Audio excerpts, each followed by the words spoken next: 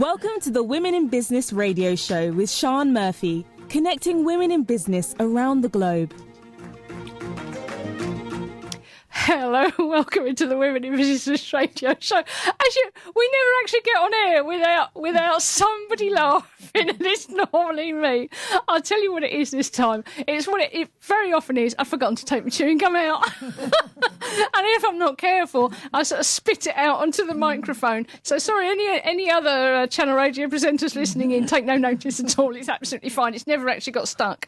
So welcome into the Women in Business radio show. I'm Sian Murphy, my co-host is. Say hello, Adelle. I'm Adelle Martin. That's Adelle Martin. So who have we got in the studio today? Our very, very special guest in the studio is Tonia Gelati, who is a multi-award-winning employability specialist. She's a published author, she's a mental health speaker, and she provides expertise on employability, student engagement and social mobility activity for high-impact partnerships. She is the founder and director of TG Consulting Ltd and education consultancy with the student voice at the heart of her business.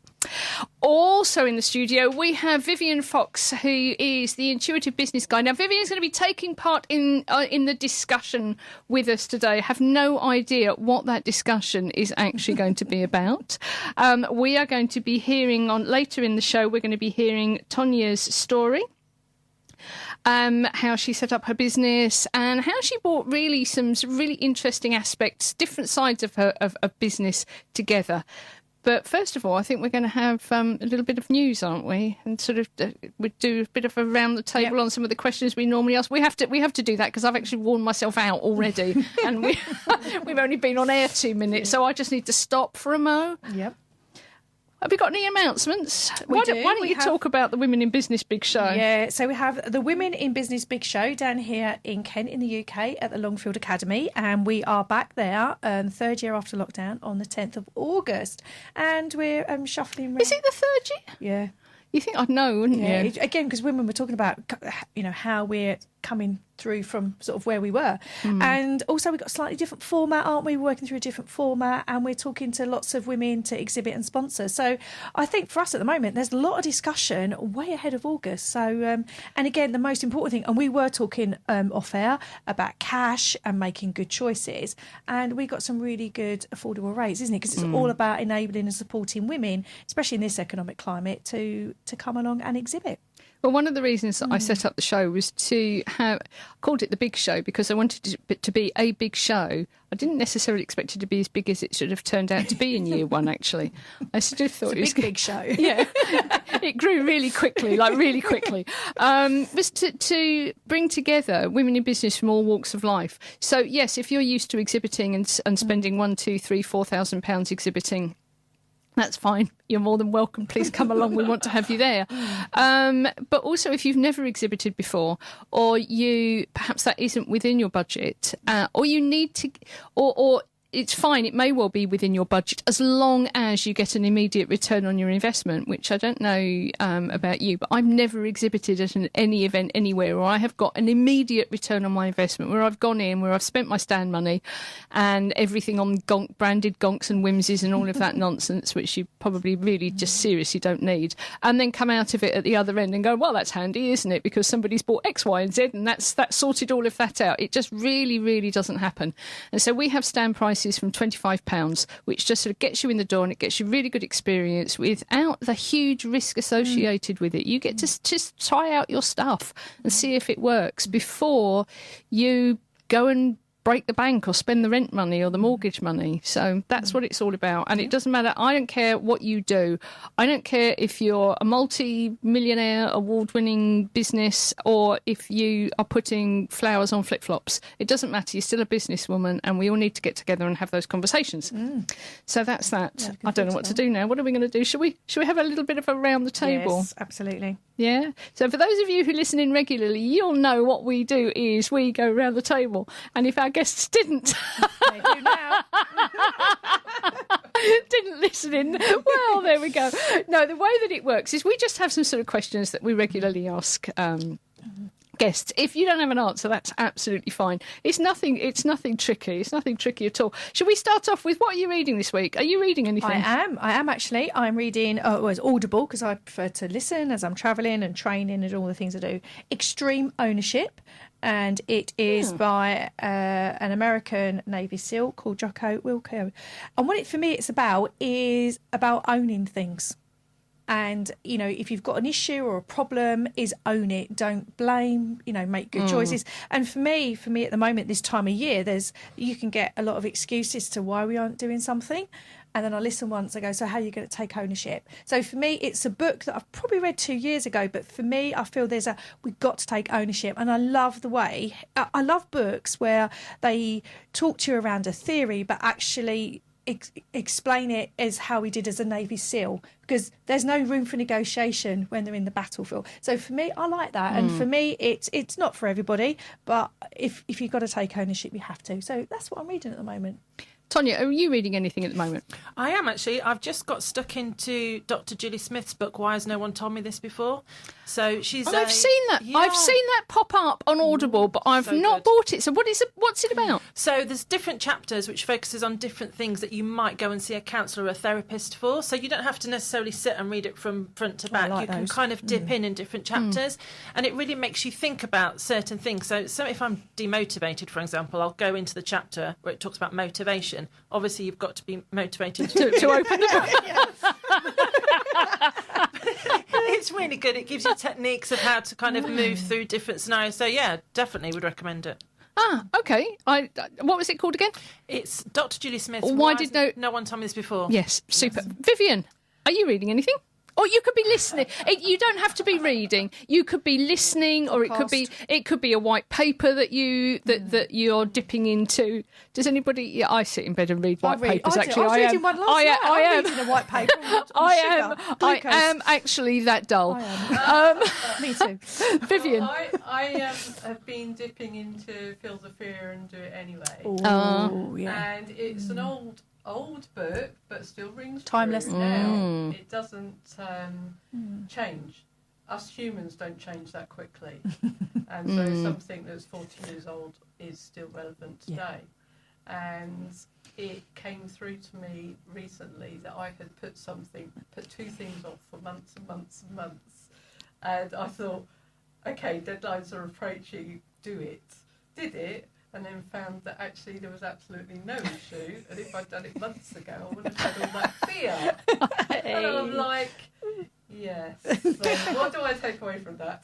Do it. I think one of the things that you sort of said there was that you realised that something you hadn't done, and I think sometimes the greatest realisation is where you have been putting something off or procrastinating, and you're managing to hide why, and you've come up with some fantastic excuses.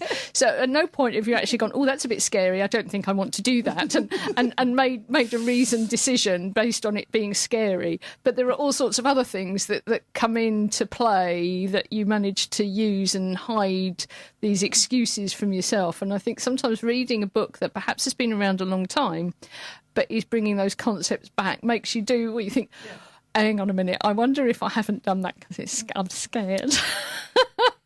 So, yes, thank you so much for raising that, because we haven't heard that.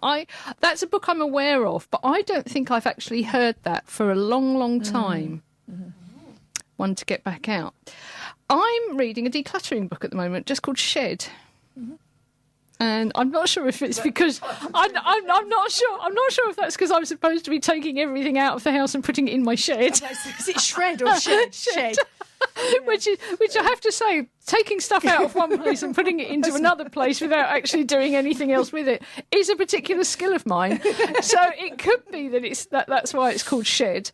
But I suspect it's that you're shedding things, and it's got some sort of quite interesting concepts in it. I can't for the life of me remember what any of them are now, because we're going to move on. But just sort of decluttering wise, I don't know, it's something that creeps up on me every now and then, and that we sort of got to do. Do you know what I decluttered? Well, tell me. It sounds so daft. For radio, I can see the face. So I tell you what, this sounds so daft, but it had a ridiculously high impact for such a small thing. So this pen here, this is a Bic round stick M medium pen. They're about 2p each, 10p or something in Asda. They're really comfortable and they're really nice to write with, and I really like them. In my house and in my office, I have about 400 pots of different branded pens from here, pens from there.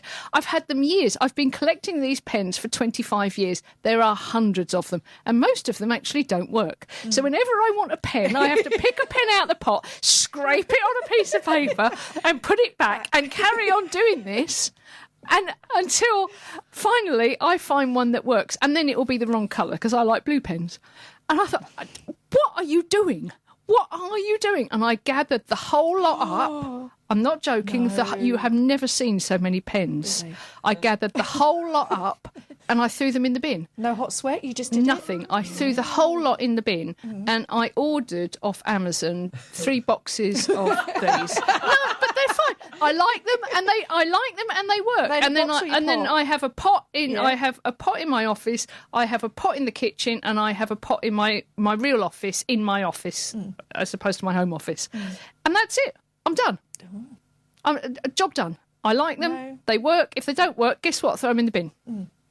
So tiny, and what I learnt was that tiny little things like that, it's really not a lot. And I think I bought 3 packs of these, and that 3 packs together came to 10 quid. Yeah, and I like that because sometimes when people think declutter, you think, oh, the whole house, the whole thing. But you're right, nothing as grand as that. But just in my car, there was some things that I put a bottle there, and I got out the car yesterday. I can't do this anymore. So I got a bag and I put all the little rubbishy bits from my car in. Is it perfectly hoovered? And no, because of the weather. But I just felt better because I got rid of the bottles around me. Yeah, so it's little things. Sometimes I think we think it's all or nothing, don't we, with a declutter. It's just, it was the impact, and it doesn't sound like much having to scrape it, but sort of try your pen. No, but sometimes I'd go through 8 or 10 pens before I'd find the one that worked, by which time I've actually forgotten what it was I needed to write down. Be fair, I've got 3 mugs because everyone buys you a mug and you think, I'll put it on my office. And I'm laughing because I do it all the time. But you're right, you put the pen back in the pot, don't you? Yeah, I'm gonna do that the weekend. I'll think of you. Get rid of my Probably pens. best. So, what have you learnt this week, Adelle? Have you learnt anything?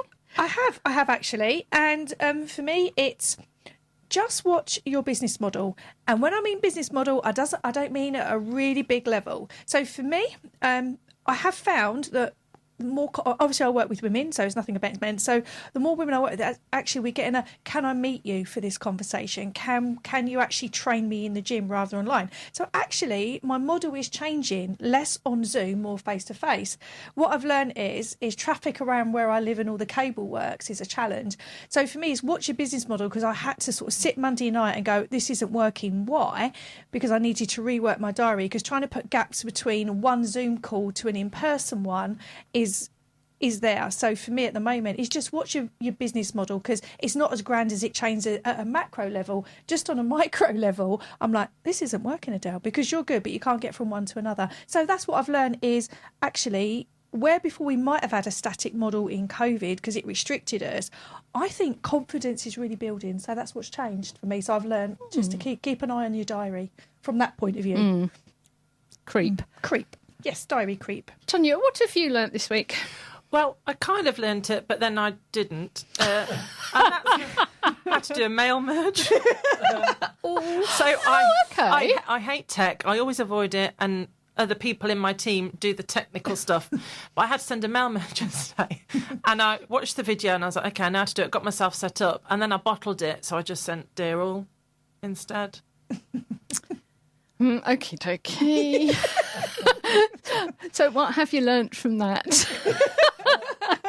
To recruit more people with technical skills, probably. Yeah. Don't do it myself. I suppose there's a choice, isn't there? I always find it's a little bit of a fine balance, because if I lose track of how to do everything and then that person isn't there, or I need it doing like now, and then I can't do it. It's that. So normally it's not an immediate thing, but when it's I need it right now, it's kind of, I panic because I'm like, oh God, I've got to do this thing. And then, you press send and that's it. It's gone. So is it right? Have they got the right name? So it's things like that panic me, actually. So maybe I need to just reflect and do things, learn properly. I think it's, for me, it's about learning. There are particular things where I might need to respond fast, and potentially sending out an email blast or a newsletter or an email, something along. I know it sounds a bit daft, but I use Apple Mail, so it's immensely complicated. It is if you make it immensely complicated. Anyway, it does an awful lot.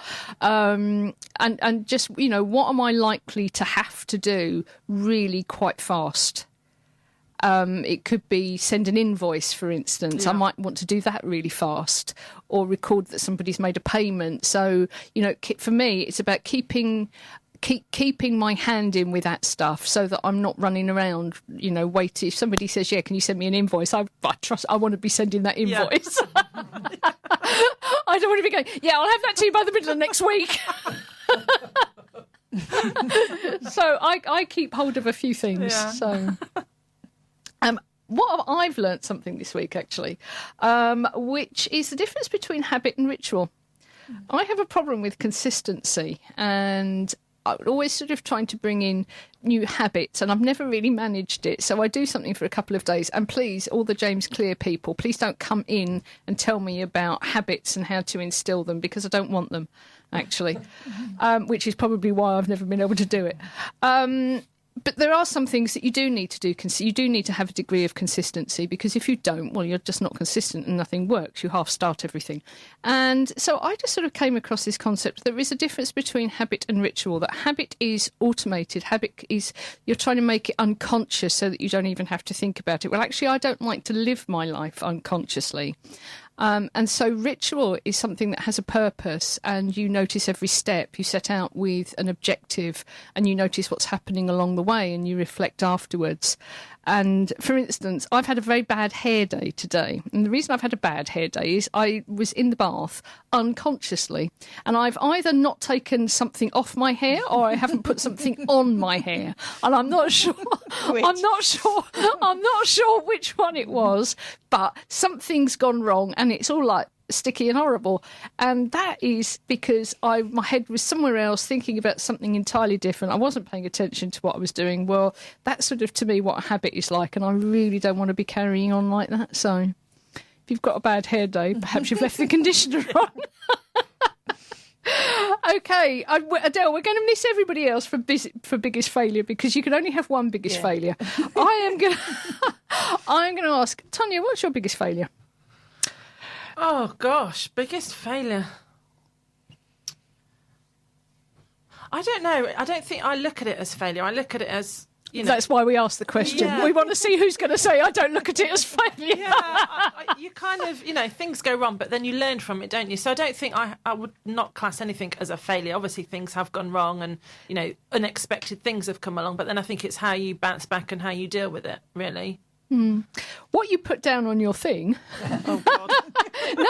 No. I thought it was really interesting. And I do wonder about calling it your biggest failure. And I wanted to call it that because sometimes stuff just goes wrong and we sort of have to own it. But people keep saying, but it's not a failure because I've learned from it. We do learn from stuff. But sometimes we have to say, actually, that failed. Oh, that God. did. Go on. What did I put? What did you put? It's actually really insightful. So not believing in myself enough to get started sooner. And you also put the believing everyone has a moral compass. And yes. I thought that was...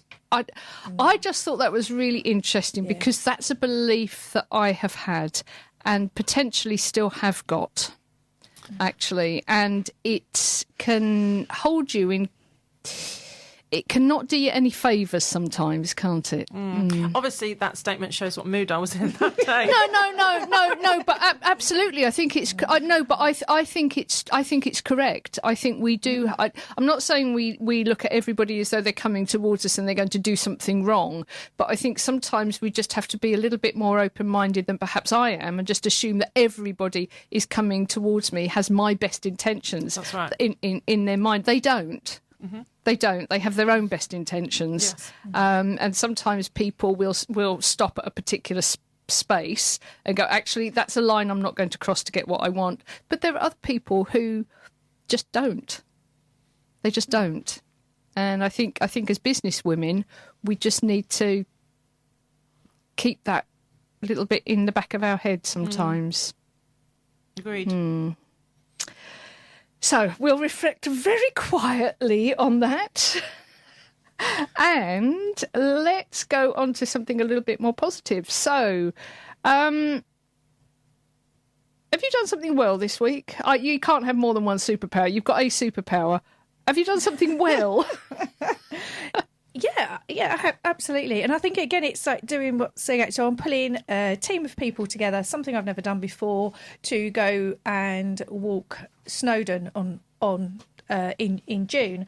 And for me, it's just pulled the team together, got the right people together, and just thought, a little part of me was, I'm not sure I want to do that. How am I going to do that? What if they don't? But I thought, just sod it, just do it anyway. And so for me, I've now pulled a team of 14 women, and we're going to go and climb Snowdon in June as part of the charity. So I did it, and I'm really pleased about that, because thinking back to what you said in your book, I thought, I'm just going to do it scared anyway, and that'll be fine.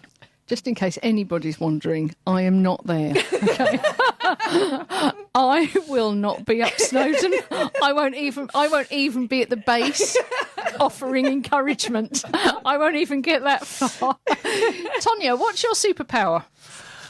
I think my superpower probably, and it's my superpower for this week, because I don't have it all the time, is I've really motivated myself this week. I came back to work after the festive break, literally had no motivation to anything, just couldn't kickstart myself. Literally, I just thought, this week I'm going to be productive. And my to-do list, I've crossed off so many things, I've achieved so much, and I've been able to motivate others around me, actually, because I was motivated to read the book. That's what I was saying. And I've implemented some of the things that I've read. So, Well done. Thank you. Well done. Sometimes that's one of the hardest things to do, isn't it? Is to sort of pick yourself up and go, OK, let's turn this around. Yeah. So I've just got myself a lot more organised this week, actually, and I wish I knew how I'd done it. I think it's because I actually wanted to be organised. Because sometimes we can use disorganisation as a wonderful procrastination tool, but I actually wanted to get organised. I had stuff to do and I wanted to do it, and I've been doing that stuff. And now, I don't know, you notice little things sort of popping up. So, well done me. Well done. So, just getting myself organised. OK, what we're going to do now is we are going to ask Tonia to tell us a little bit about her story, how she got to where she is, what she does, and who she does it with. So, Tonia, fire away. So, what I do. So I set up TG Consulting 2 weeks before the pandemic hit the UK, after all the due diligence in the world, thinking, yes, I'm going to go for it, give up my full-time, well-paid job and do this. To this day, my mum still asks me if I've made the right decision, but I'm stubborn and I will. Yes, this is the right decision. And I absolutely love it. So we work with universities, colleges and employers to support those young people who face barriers into employment, to break the barriers down and get them into employment. So a lot of what we do is around confidence building and giving them the tools and the techniques that they need to succeed. So every day is brilliant, really fulfilling and kind of different, and really, really rewarding. So I decided to do that. I took a risk, actually. I'm not really a risk taker, but I decided this is something that I needed to do, which is why my... Clearly my you are a risk taker then, aren't you? I don't know where I found the daredevil inside me. But that's why I put on my form, I really wish I'd done it sooner, because I just feel really empowered. And, you know, the stresses that I used to have that came with me being in full-time employment and reporting into someone have just completely disappeared. Obviously, there's other stresses that come with running your own business, but they're stresses that you can control, and how you feel is in your control, and who you work with is in your control, and those people that have not got a moral compass, you can choose not to work with them. So I just feel quite liberated. Obviously, it is hard. I'm not going to lie. It's not easy. It's been hard. But we will be 3 years old in February, and I'm quite proud of that fact.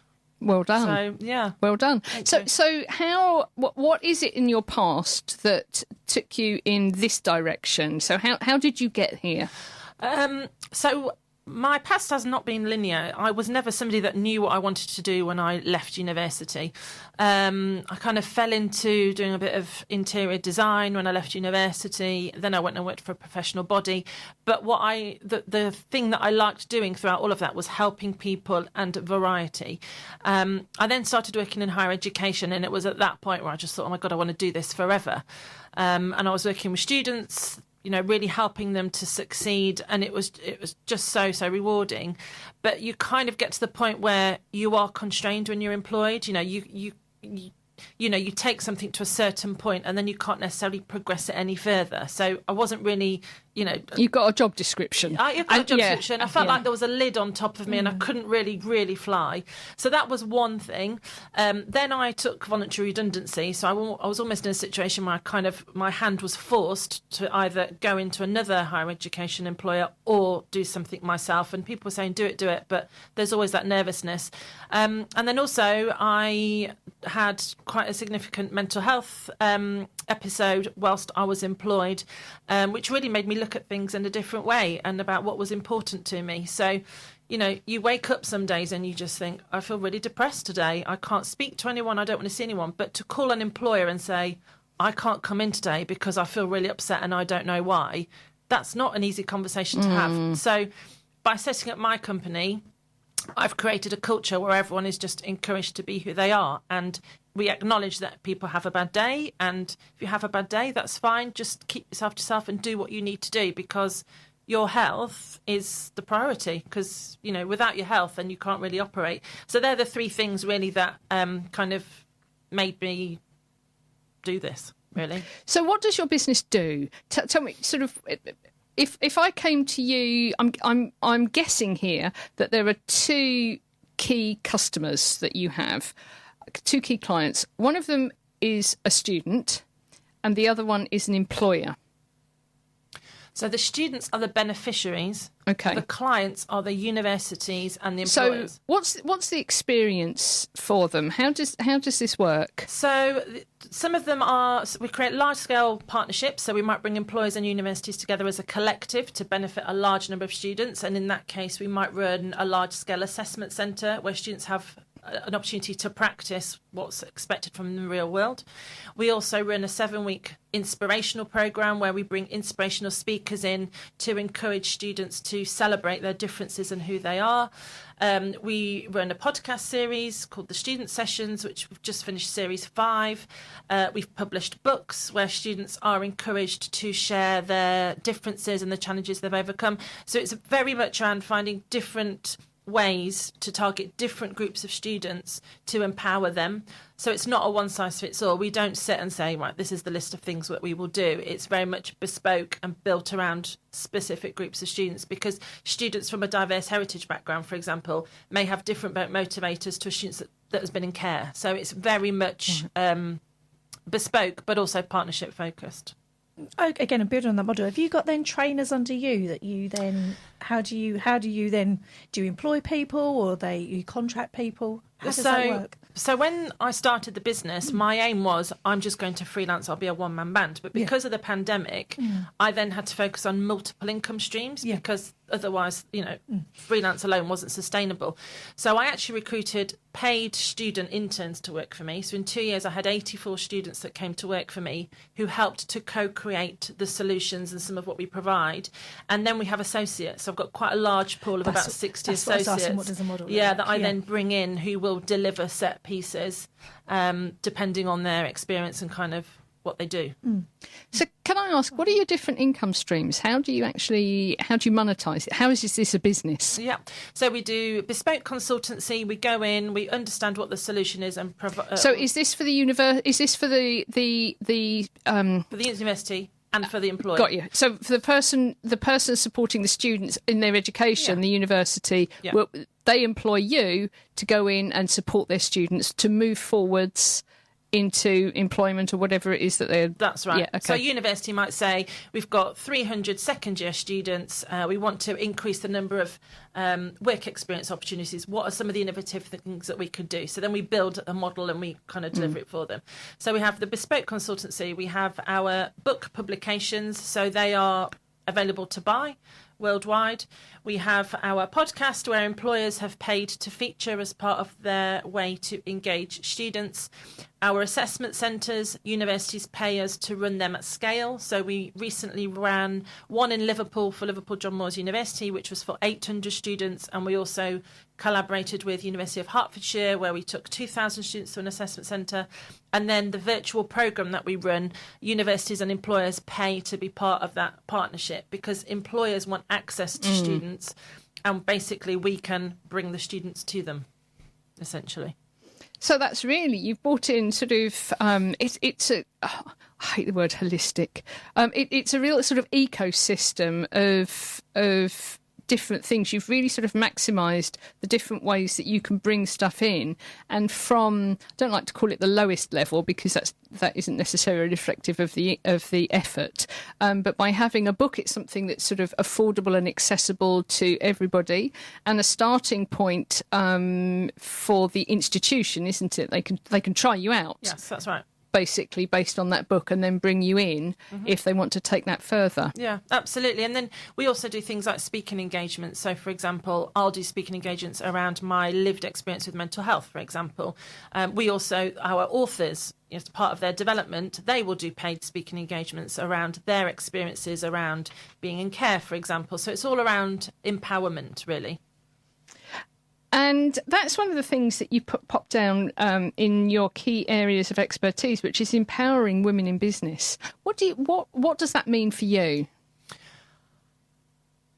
I think it's when you first start a business, it's actually quite a lonely journey, because you don't really know what you're doing. You don't really know, which of the support services that are being promoted to you are good support services. And I think a lot of people give up, probably because they feel like, oh, I can't do this. It's that imposter syndrome, self-doubt.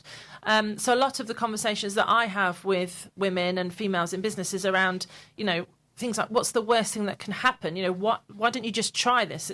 What's going to happen? And it's kind of, I think for me, it's having a trusted network of women that, do have a moral compass and are not out to almost to get you. I'm doing air quotes. Which I do this all the time. I'm forever poking and pointing and looking at things, and nobody can see a thing. that are your cheerleaders, basically. And I think that is so important. And I've got, I've only been operating, I'd say, for 3 years, but I've got such a brilliant network of women who I can call for this, that and the other, who enable me to get things done, and I them. Yeah, it's critical, isn't it? It's absolutely critical. One of the other things that you said that you were good at, your area of expertise, and I don't think we want you to actually explain any particular areas where this has come from, but perhaps some of the ideas that you have and some of the approaches that you have for coping under pressure, because it doesn't, whatever happens as a businesswoman, you're going to experience a level of pressure, and there are times, I think, when it peaks, where something happens. I've heard of people sort of redundant, bankruptcy, all of that sort of thing, all sorts of things. You can have, it can range from sort of nasty emails from a client to somebody actually threatening to sue you. All sorts of things are going to happen. What's your what are your tactics for coping under pressure? I've actually got loads and loads and loads, and I keep having more, really. Okay. The last 3 years have been, the last 17 months have been quite traumatic for us. We were victims, the wrong word to use. We were targeted by a very sophisticated fraud. So financially, we lost a lot of money. And it's been really hard to stay standing and keep going. But some of the things I've learned to do is to be open and to speak to people. So I used to be the sort of person that when someone used to say, is everything okay? I'd be like, yeah, fine. Whereas now I don't say, yeah, fine. I say, no, actually, it's really CRAP today. And, I don't know what to do, and just talk that through. I also, I'm lucky enough to live near the Thames, and I make sure I force myself to go out and kind of be near water and kind of get that, revitalise myself. I try and do exercise. I bought a Peloton just before the pandemic, so I jump on that. I do 20 minutes. I read. I rant. You know, I've got two sisters, one who I ring where I need her to just agree with me, and the other one who I ring because I know she's going to say to me, don't be so stupid, pull your finger out. So, you know, it's just identifying also different people that will give you different things, I think. And I'm just me. You know, if I wake up one day and I do feel like I don't want to speak to anyone and I actually just want to sit on the couch in my pyjamas, then that's what I'll do. Because... why not? You need to listen to your body. And that's what the very first counsellor told me. She said you need to listen to your body and just go with it without feeling guilty. Because that's one of the other things. When I started working, I felt guilty if I wasn't sat at my laptop 9 to 5.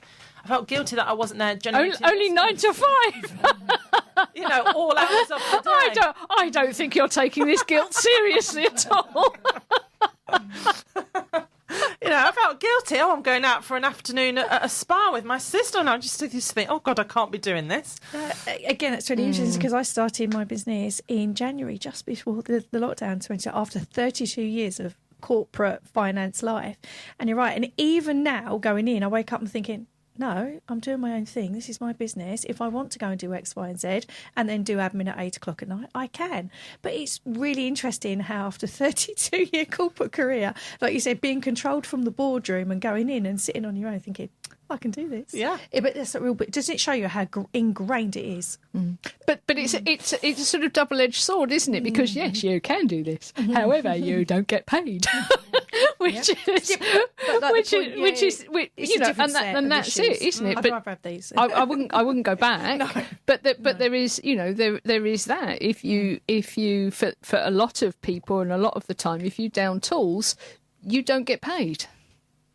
Absolutely. If you just stop, and I think that's sort of where we need to, certainly I'm in the process of actually making my business more resilient so that it doesn't actually, not everything depends on me. And one other thing I've noticed while we're talking about the guilt thing is huffing and puffing. Me? No, not you. Oh. No, not you. You haven't been huffing and puffing, but huffing and puffing, people who huff and puff, because I have a tendency to do this as well. It's like, oh, I'm not very well. Oh, I ache. Oh, so and actually, that's stuff, that's groans coming out of that's my voice. It's not a sneeze or a cough or anything, you know, sort of doing stuff that actually perhaps can't be helped. It's actually a verbalization of I'm not very well, therefore it's okay for me, I can sit down. I've earned lying down because I'm not very well. And actually we should just, but you lie down and with guilt, whereas you just actually say, you know, I find, like you said, I'm going to have a day on the sofa because that's just what I'm going to do. And it's okay. And I don't know many people who actually do that. And I think it's something that we really, really need to encourage. Absolutely. Yeah. Is because I know there have been times when have you ever had it where you've woken up in the morning and you thought, actually, I'm not quite ready for this. I think I need to lie here for a bit longer. Yeah, and I used to just get up and go, no, it's time to get up. Whereas now, as long as I haven't actually got anything booked in, okay, actually, if I need to lie there doing nothing until 10 o'clock and then get up, why not? So, I've been waffling on for so long now, I've forgotten where we were. So, fantastic interview technique. We were talking about coping under pressure, yes, weren't we? So it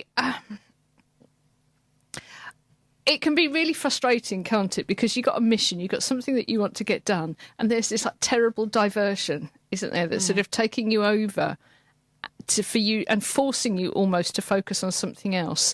If there was any good that could have come out of it. Is there a lesson that has come out of it? Is there something that may have happened or may not have happened because of this? Well, I think everything happens for a reason. And even when that happened, and it was the worst thing, I think, of my entire life, I did sit and think, this has happened for a reason. I don't know what that reason is quite yet, but there will be a reason. And even this week, you know, when I've contacted clients to let them know, you know, they've come back, oh my God, this is terrible, but you've got our full support. So even that, you know, the niceness of people and feeling closer to my clients. I've created a new network of people that I've found were also conned by the same people, and we're now a bit of an army almost, kind of, you know, with the shared objectives, and kind of we support each other. So, I think there's always opportunities. I'm going to start doing speaking engagements about it. Who'd have thought? So I think there's lots of opportunity that can come for it. It's just when you're going through, negative stuff at the time, it's important to try and compartmentalise it some of the time so it doesn't completely consume and take over your life, because it's something that happens to you. It doesn't define you. So it's something that you can get over. It's just kind of a blip in the road. Obviously, this was a huge dip, but everyone's on a different journey. And I think thinking about how your focus is on students and getting them perhaps to move forward confidently, maybe see themselves in a different way, and perhaps take little risks and go on and do different things. I suppose coming through what you've come through and still being able to, keep your eye, if you like, and your hand in your business and keep that going and not collapsing in a big heap and the whole thing just disappearing is encouraging. You now have that experience that you can say to students, stuff is going to go wrong and sometimes it's going to go majorly wrong. But as long as you can actually run these two tracks, you can run them alongside. It can come out the other end, and good stuff can come alongside of it as well. And actually, a lot of what we do with students is, helping them to develop a winning mindset and resilience. And when you get rejections, when you apply for jobs, it's about dealing with those knockbacks in a positive way. So almost, I kind of have to take my own advice sometimes, I think, and just think, well, actually, this shouldn't define you, and I wanted to fight, really. So I did. That's what I fought. I fought for what's important to me, which is my business, my team, and the students that we look to support. A lot of grit. Yeah. Did you have that grit beforehand? I don't think so. Maybe I did. I just didn't have to find it. One of the other things that you said is your key area of expertise is nurturing mental health. How does that come out in your business? A lot of it comes out through how we operate as a team. So individuals within the team who have mental health challenges have been very open and disclosed that to me. So we've created a culture where we can be open with each other, and I'm open with my team. So sometimes I will say to them, do you know what, guys, today is not a good day for me. I'm not contactable, and people understand. Equally, through a lot of the work that we do, we talk about mental health openly. So we'll invite inspirational speakers along who share lived experiences, and they're encouraged to talk about mental health challenges, because it needs to become normal. It needs to become something where it's okay not to be okay, and students can talk about that, because I think there's so much pressure on them. Both in terms of social media and having to pretend you're somebody you're not and everybody's okay, also in terms of, oh God, what will people think? So I have been very open about it. And when I had my diagnosis, I think it was about 8 years ago now, it wasn't really something that was spoken about, both in my family or at work. And I've just made it part of me. It's who I am. It's what I am. How do you encourage, and I'm assuming you do, but the students, so if they have had a problem that has been diagnosed, if you like, so they've been along and they now have a diagnosis, and it's something that sort of, if you like, sat on their record. I think some people are sometimes reluctant to do that. They're reluctant to seek help because they are concerned they're going to have this thing, this like black mark on their record. How do you help people to deal with that? What do you say to them, especially if they are a student and they're struggling and they're thinking, I'm not going to get the help that I need, or they've got the help that they need and they've now got this thing there, moving forwards into employment? Well, many students disclose it when they go, for example, to university, because the university then puts measures in to support them. So when we speak to students, it's helping them to understand that employers will put the same provision in for them. But rather than me telling them that, we bring employers in to say, it's fine for you to disclose that. We will put the necessary provision in. Those employers get some of their employees who have disclosed to share their experiences of, I've disclosed, this is what I was diagnosed with, this is how I've been supported. The books that we've published, some of those stories within that are students sharing their experiences of mental health, disabilities. And it's about empowering people to accept who they are, and using that almost as their superpower, or kind of their, it's their story. So it's all about encouragement, I think. And we do a lot with employers who say, it's fine, and we build that encouragement in. But it's everyone's choice as to how they feel comfortable doing so. But there are a lot of employers now that do have those measures and provisions in place as part of the recruitment process, but also when an individual starts employment.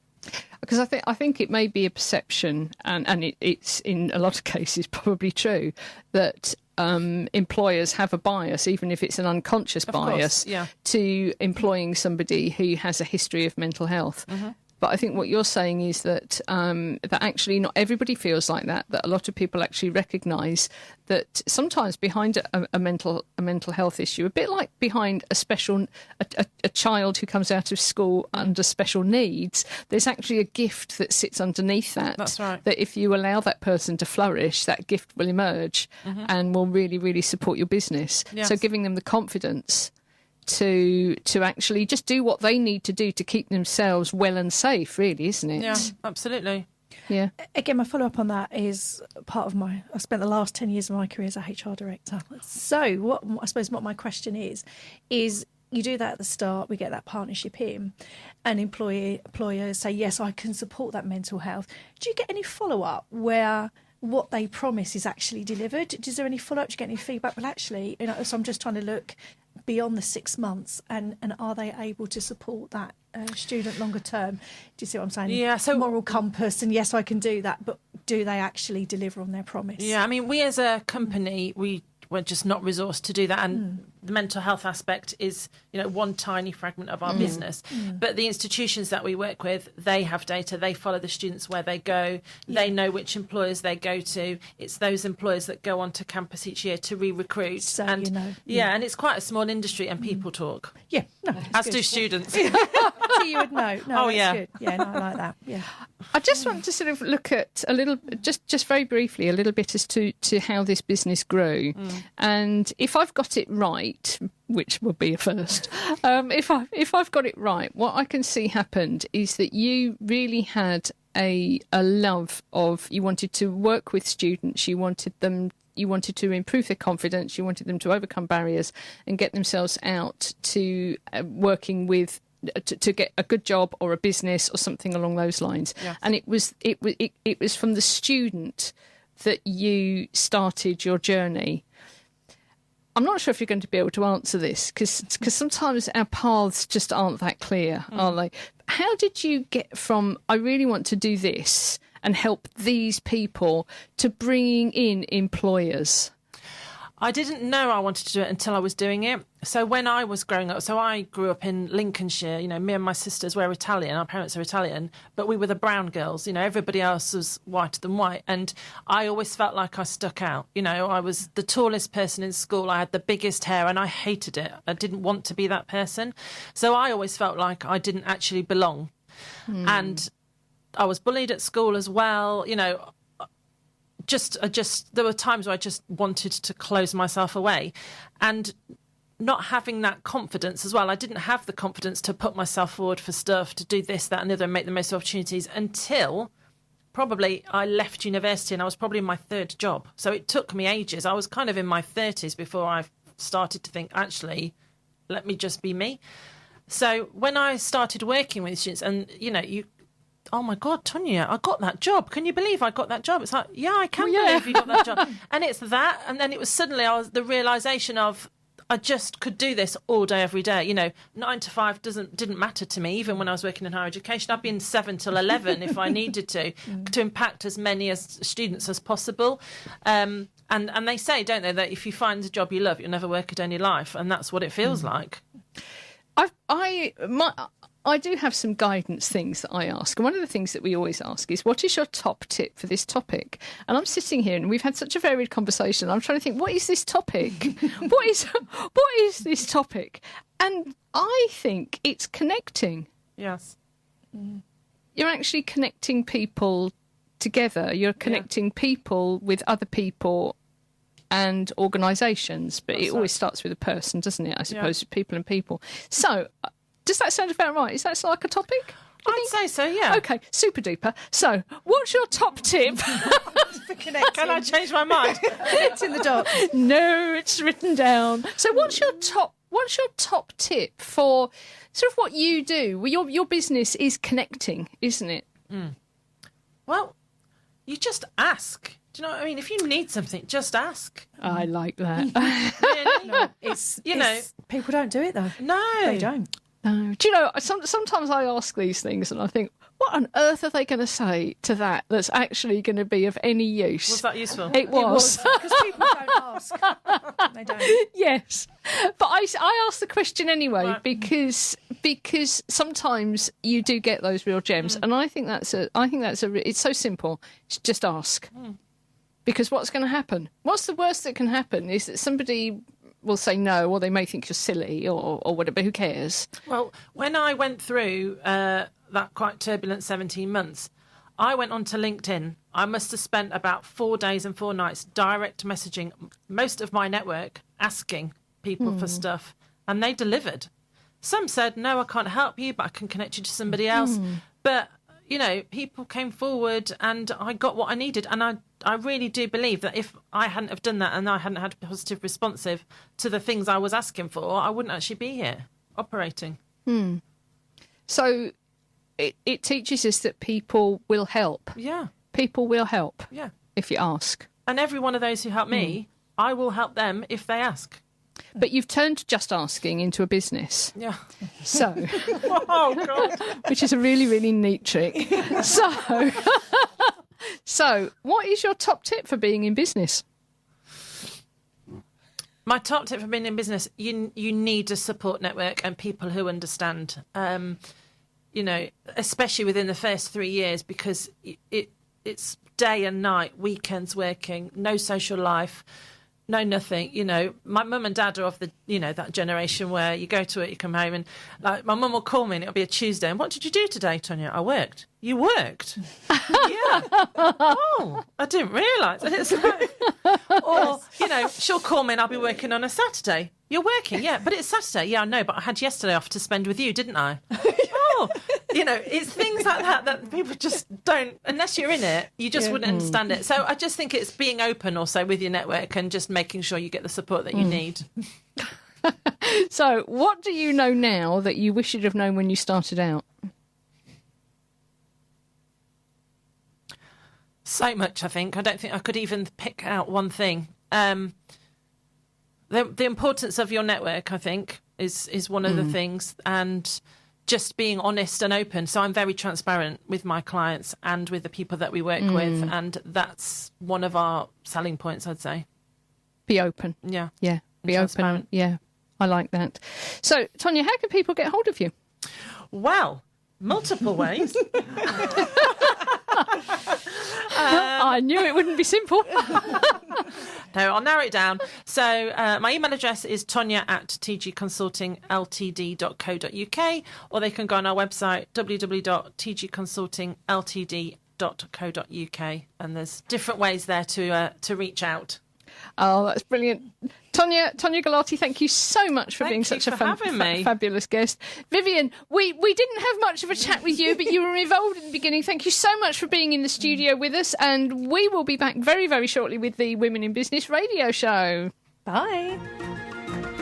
Tune in next week to the Women in Business radio show for more stories, ideas and inspiration to help you grow your business.